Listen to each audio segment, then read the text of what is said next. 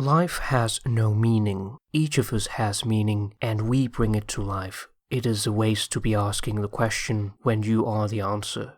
Joseph Campbell was influenced by Carl Jung's analytical psychology, and his extensive work in comparative mythology and religion covers many aspects of the human experience. In his best-known work, The Hero with a Thousand Faces, published in 1949, Campbell describes the archetypal hero's journey, or monomyth, shared by the world, the hero being one who serves and sacrifices. He writes, "A hero ventures forth from the world of common day into a region of supernatural wonder. Fabulous forces are there encountered, and a decisive victory is won. The hero comes back from this mysterious adventure with the power to bestow boons on his fellow man."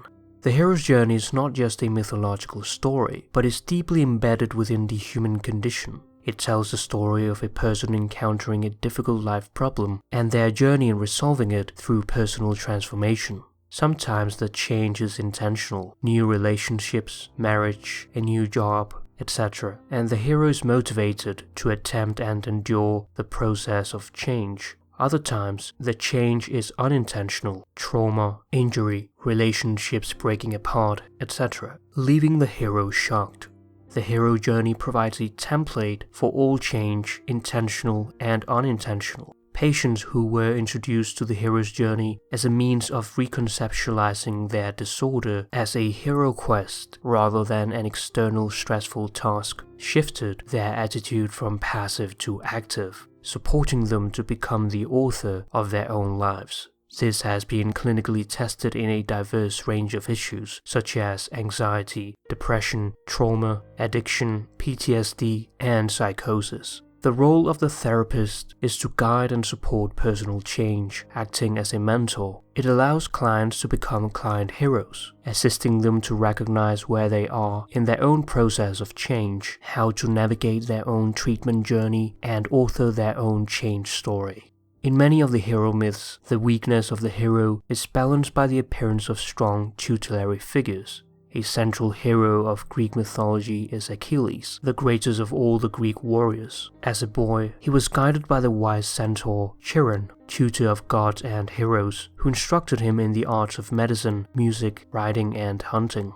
These godlike figures are in fact symbolic representatives of the whole psyche, the larger and more comprehensive identity that supplies the strength that the personal ego lacks. Their special role suggests that the essential function of the heroic myth is the development of the individual's ego consciousness, his awareness of his own strengths and weaknesses, in a manner that will equip him for the arduous tasks with which life confronts him. The significant life problem is a situation where the hero's existing knowledge and skills are no longer efficacious. In finding a solution, the hero is required to leave his familiar, known world and venture into the unknown. Significant life problems forces us to change. However, many of us are reluctant to do so, as we do not want to sacrifice our comfort. Ignoring these matters forms unconscious snags which give us a state of impoverishment in our personality and inhibit the growth of the good qualities that lie dormant in our psyche, making our shadow blacker and denser. We lose control of our life and become puppets of existence. As Stoic philosopher Seneca writes, "Fate leads the willing and drags along the reluctant."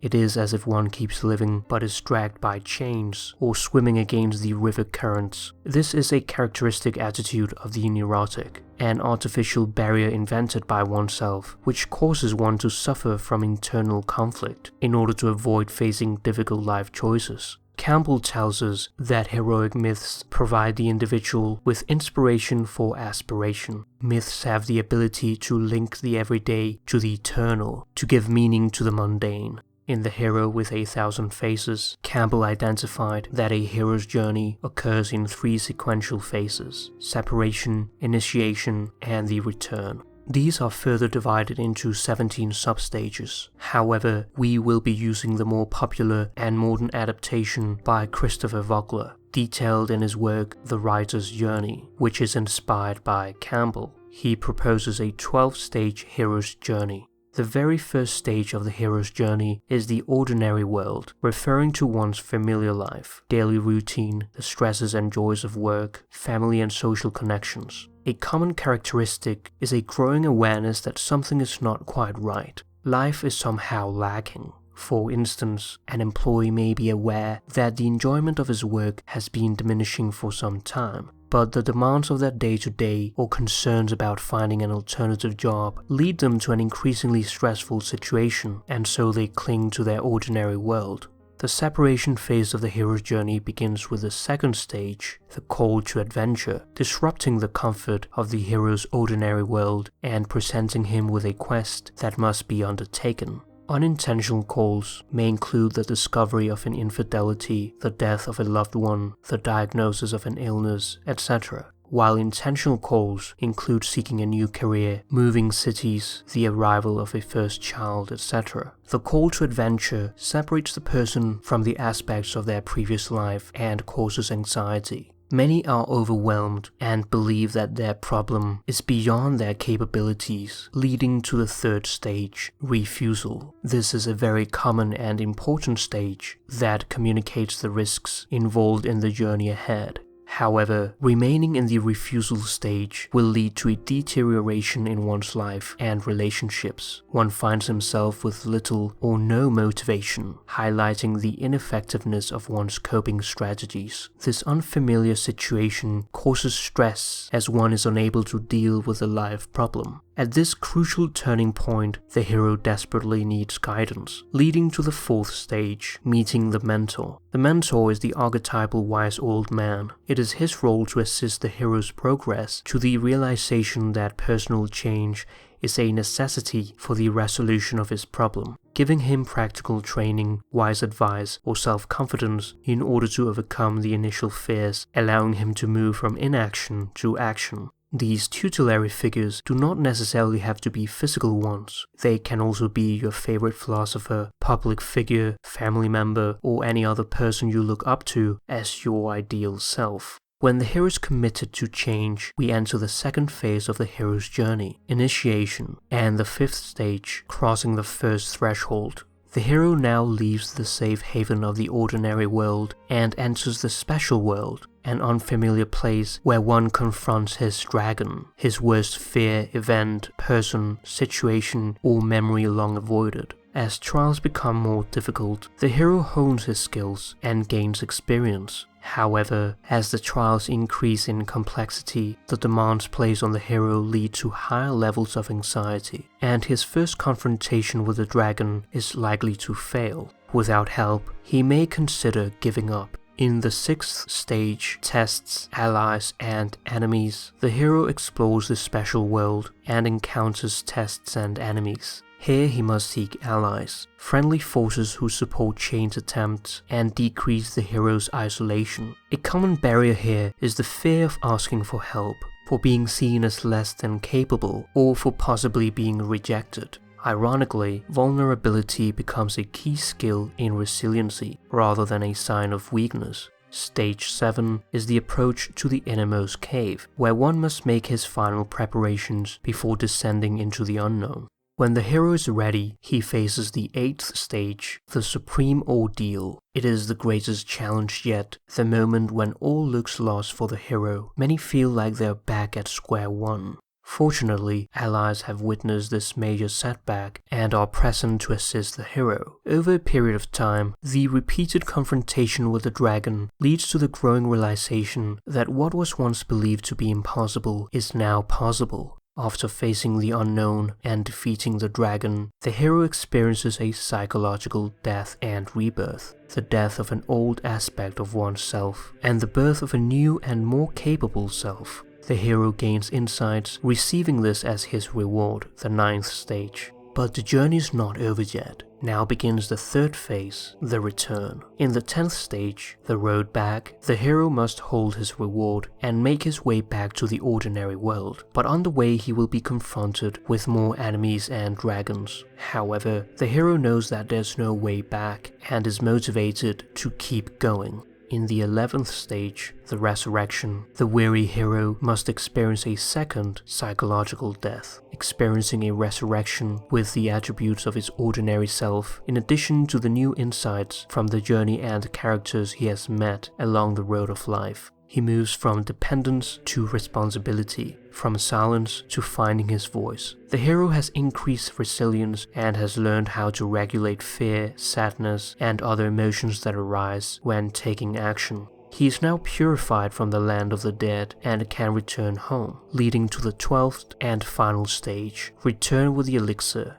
The elixir is the final reward earned on the hero's journey. It is something for the hero to share with others, or something with the power to heal, wisdom, love, or simply the experience of surviving the special world.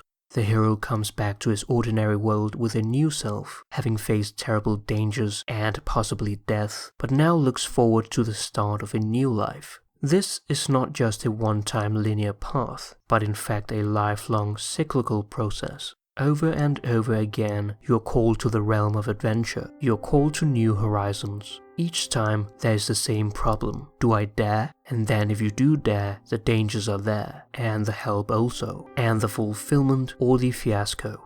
This awareness to see life as a hero's journey allows the chaos and challenges of life to have both some sequence and purpose. It gives us a beautiful framework for dealing with life's problems. An unwanted event can be viewed as a call to adventure, difficult life events as confronting one's dragon. When one completes these, one receives a reward, transforming into a new self with an elixir to share the experience of one's special world with others. The hero's journey is the quest to find the inward thing that you basically are.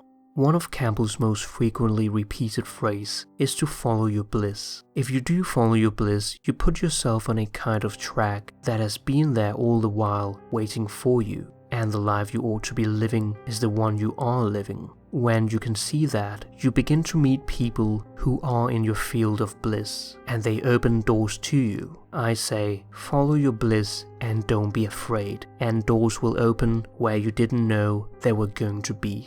To follow one's bliss is not simply doing what one likes to do, and certainly not what one is simply told. It is to search deeply within oneself and identifying that pursuit or burning need which one is truly passionate about, giving oneself absolutely to it, and the rest will follow.